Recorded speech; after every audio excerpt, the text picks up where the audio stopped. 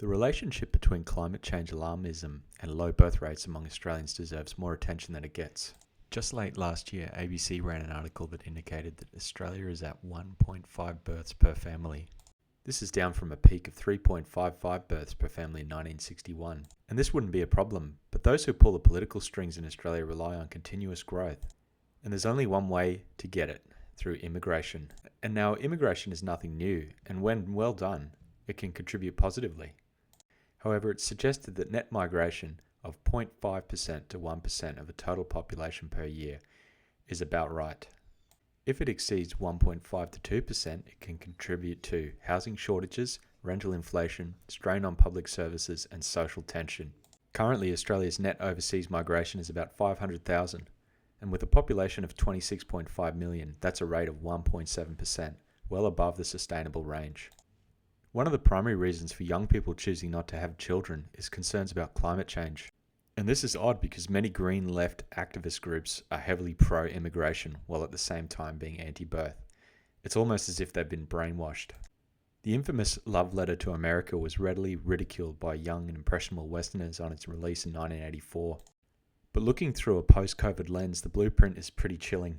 Step 1, demoralize a nation promoting nihilism, cynicism. Step 2, destabilize by encouraging division and chaos through identity politics.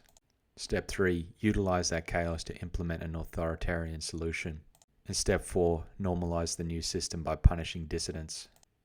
This blueprint is obvious in a post-COVID society. So who's a likely culprit of this kind of propaganda and brainwashing? There's been recent reports suggesting that the Chinese Communist Party may be funding climate activism and legal campaigns in the West. This is designed to accelerate net zero policies that weaken Western competitiveness. And while Australia shuts down coal plants, China generates 60% of its electricity from coal and shows no signs of scaling it back, expanding its global footprint, cementing influence in Africa, Asia and the Pacific through the Green Belt and road financing. Australia's emissions are basically just a rounding error. Even Australia's former chief scientist Dr. Alan Finkel admitted that eliminating all Australian emissions would have virtually no impact on global climate outcomes. On top of this, there's an incredible hypocrisy. Australia is the third largest fossil fuel exporter globally with nearly 50% of coal and 20% of global LNG. Our exports generate over 3 times more emissions than our domestic use, yet are excluded from the climate accounting. So why are we even bothering?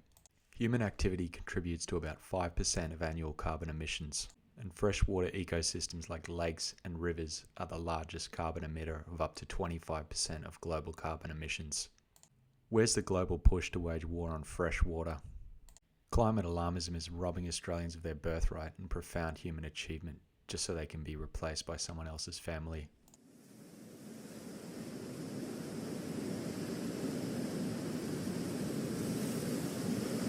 Like and subscribe and all that.